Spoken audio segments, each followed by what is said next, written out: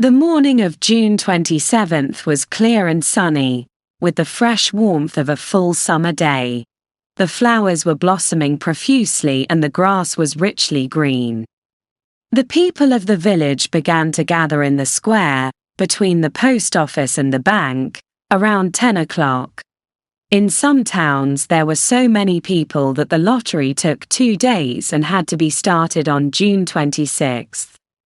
But in this village, where there were only about 300 people, the whole lottery took less than 2 hours, so it could begin at 10 o'clock in the morning and still be through in time to allow the villagers to get home for noon dinner. The children assembled first, of course.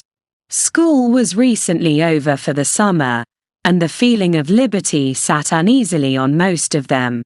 They tended to gather together quietly for a while before they broke into boisterous play, and their talk was still of the classroom and the teacher, of books and reprimands. Bobby Martin had already stuffed his pockets full of stones, and the other boys soon followed his example, selecting the smoothest and roundest stones. Bobby and Harry Jones and Dickie Delacroix, the villagers pronounced this name, Delacroix, eventually made a great pile of stones in one corner of the square and guarded it against the raids of the other boys. The girls stood aside, talking among themselves, looking over their shoulders at the boys, and the very small children rolled in the dust or clung to the hands of their older brothers or sisters. Soon the men began to gather, surveying their own children, speaking of planting and rain, tractors and taxes. They stood together, away from the pile of stones in the corner, and their jokes were quiet and they smiled rather than laughed. The women, wearing faded house dresses and sweaters, came shortly after their menfolk. They greeted one another and exchanged bits of gossip as they went to join their husbands. Soon the women, standing by their husbands, began to call to their children, and the children came reluctantly, having to be called 4 or 5 times. Bobby Martin ducked under his mother's grasping hand and ran, laughing, back to the pile of stones. His father spoke up sharply, and Bobby came quickly and took his place between his father and his oldest brother. The lottery was conducted as were the square dances, the teen club, the Halloween program by Mr. Summers, who had time and energy to devote to civic activities. He was a round-faced, jovial man and he ran the coal business, and people were sorry for him because he had no children and his wife was a scold. When he arrived in the square, carrying the black wooden box, there was a murmur of conversation among the villagers, and he waved and called, "Little late today, folks."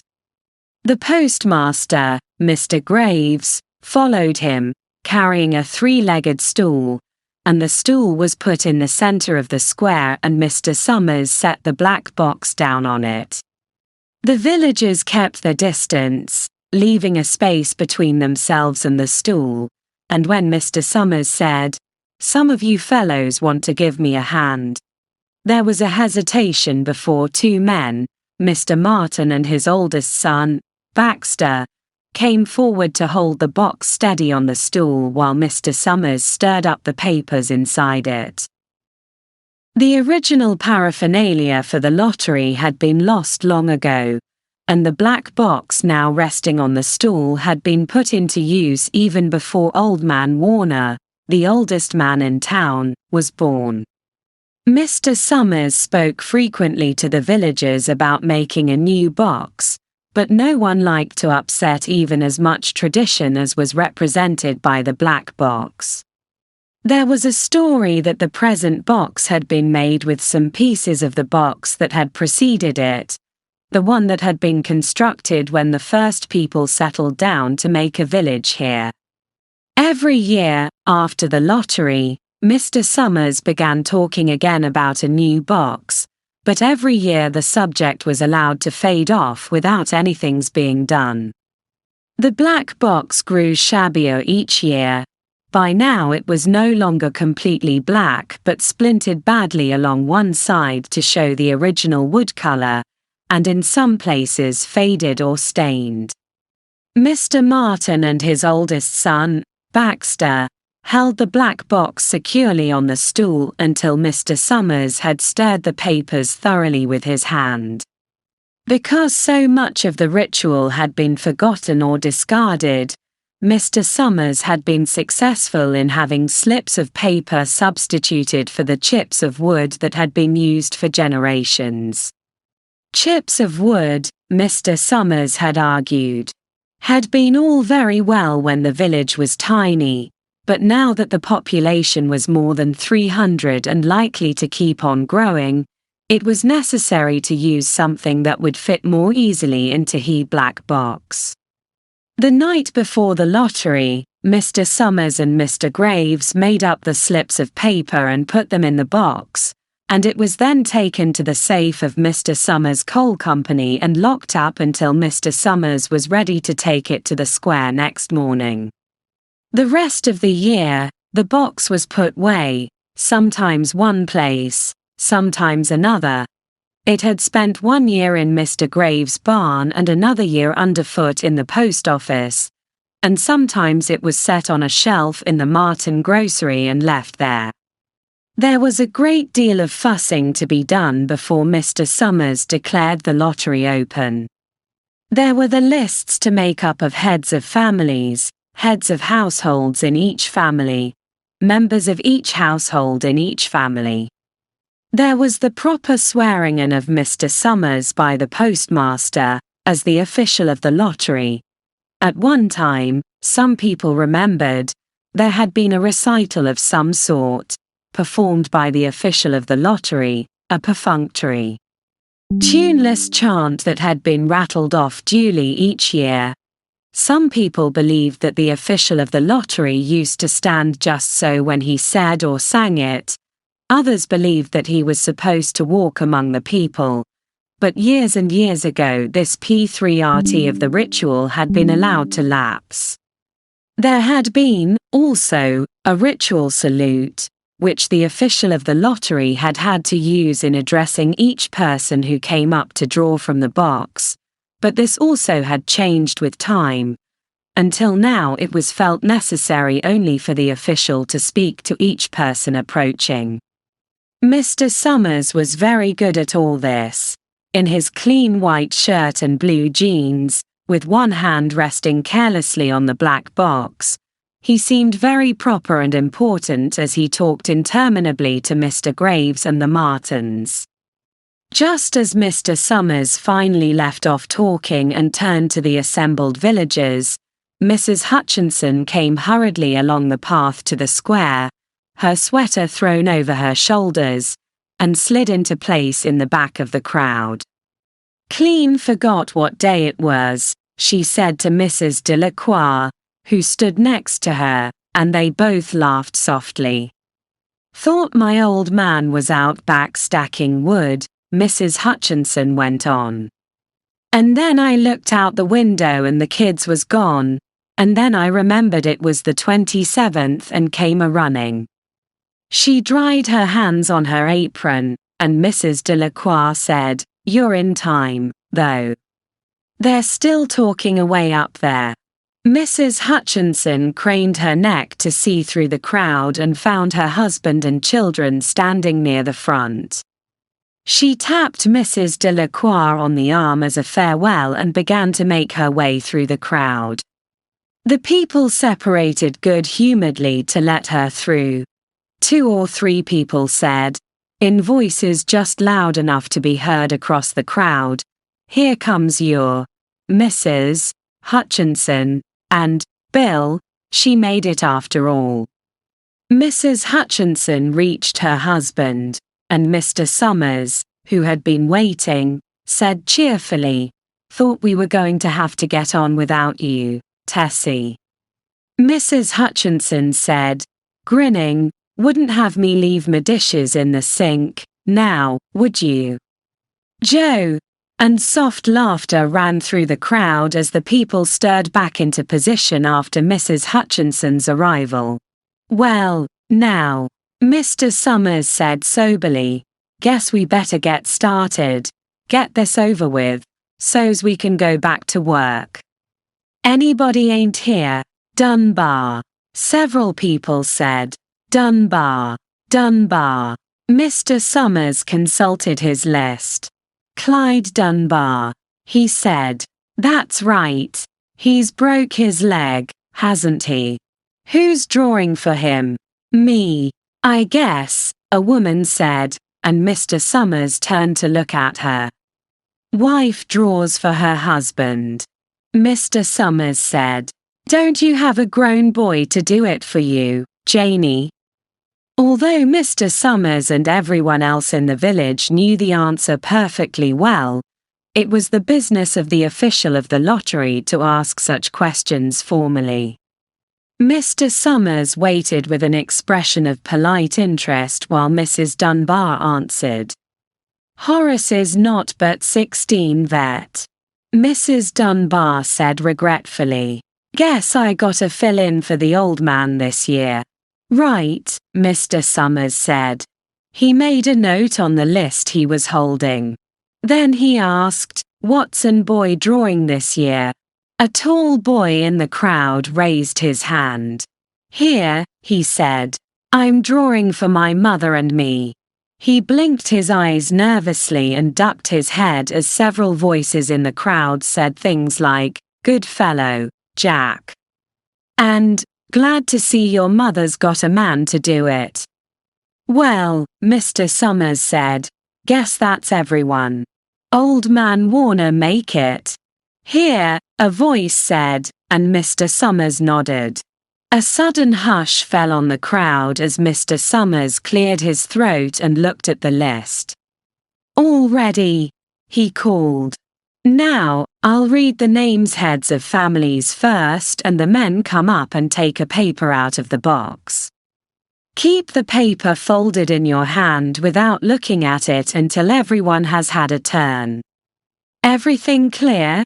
The people had done it so many times that they only half listened to the directions.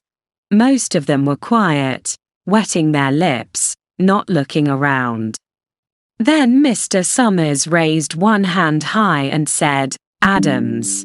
A man disengaged himself from the crowd and came forward. "Hi, Steve," Mr. Summers said, and Mr. Adams said, "Hi, Joe." They grinned at one another humorlessly and nervously. Then Mr. Adams reached into the black box and took out a folded paper. He held it firmly by one corner as he turned and went hastily back to his place in the crowd, where he stood a little apart from his family, not looking down at his hand. "Allen," Mr. Summers said. "Anderson. Bentham. Seems like there's no time at all between lotteries anymore," Mrs. Delacroix said to Mrs. Graves in the back row.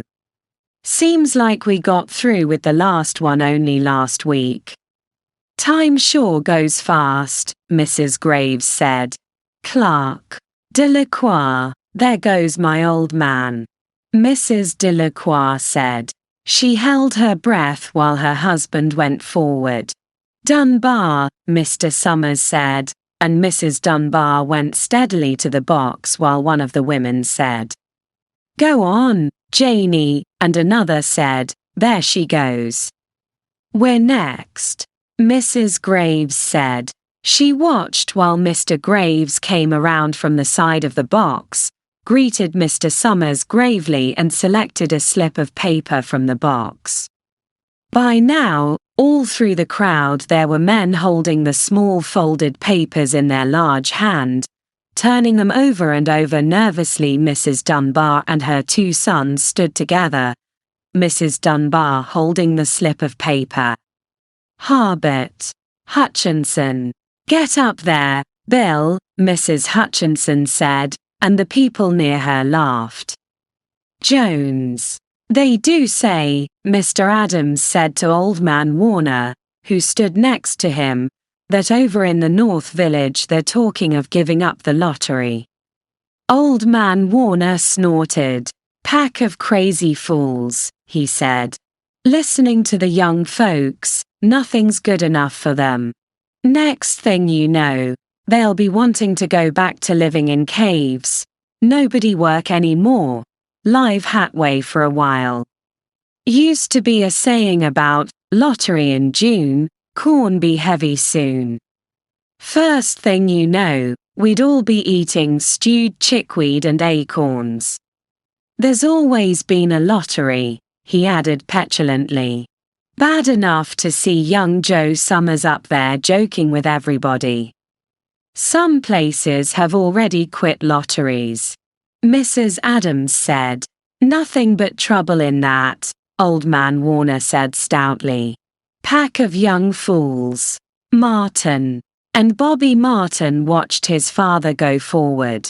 Overdyke. Percy. I wish they'd hurry, Mrs. Dunbar said to her older son. I wish they'd hurry. They're almost through, her son said. You get ready to run, tell Dad, Mrs. Dunbar said. Mr. Summers called his own name and then stepped forward precisely and selected a slip from the box. Then he called, Warner.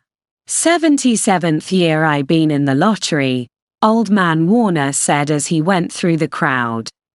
77th time. Watson. The tall boy came awkwardly through the crowd. Someone said, Don't be nervous, Jack, and Mr. Summers said, Take your time, son. Zanini.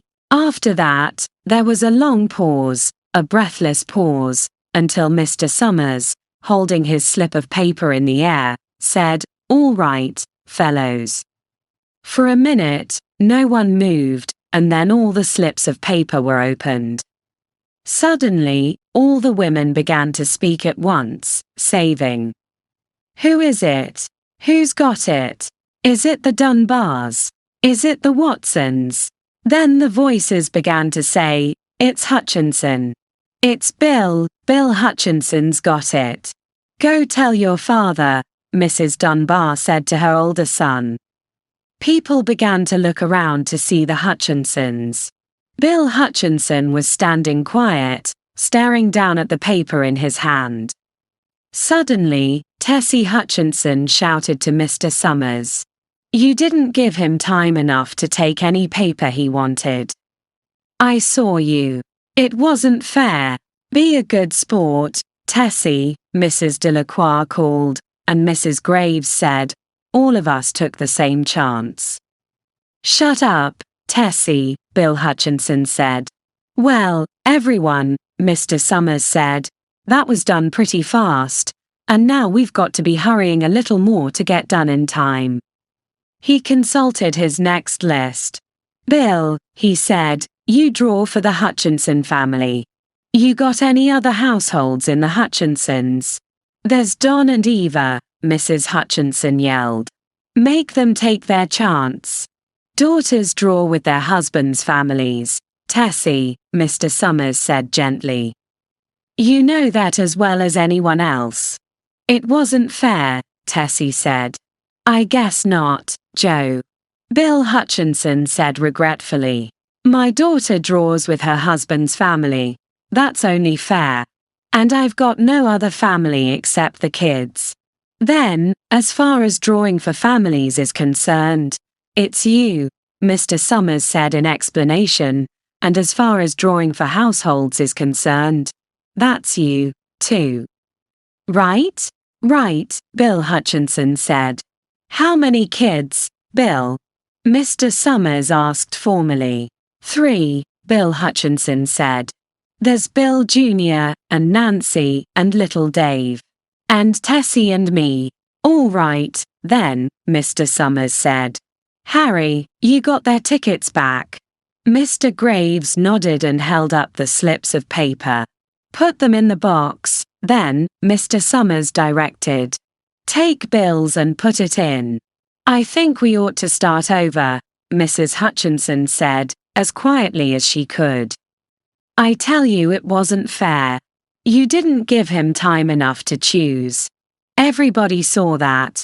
Mr. Graves had selected the 5 slips and put them in the box, and he dropped all the papers but those onto the ground where the breeze caught them and lifted them off. Listen, everybody, Mrs. Hutchinson was saying to the people around her. Ready, Bill? Mr. Summers asked, and Bill Hutchinson, with one quick glance around at his wife and children, nodded. Remember, Mr. Summers said. Take the slips and keep them folded until each person has taken one. Harry, you help little Dave. Mr. Graves took the hand of the little boy, who came willingly with him up to the box. Take a paper out of the box, Davy, Mr. Summers said. Davy put his hand into the box and laughed. Take just one paper, Mr. Summers said. Harry, you hold it for him. Mr. Graves took the child's hand and removed the folded paper from the tight fist and held it while little Dave stood next to him and looked up at him wonderingly. Nancy next, Mr. Summers said. Nancy was 12, and her school friends breathed heavily as she went forward switching her skirt, and took a slip daintily from the box, Bill Jr. Mr. Summers said, and Billy, his face red and his feet overlarge, near knocked the box over as he got a paper out. Tessie, Mr. Summers said. She hesitated for a minute, looking around defiantly, and then set her lips and went up to the box. She snatched a paper out and held it behind her. Bill, Mr. Summers said, and Bill Hutchinson reached into the box and felt around, bringing his hand out at last with the slip of paper in it. The crowd was quiet.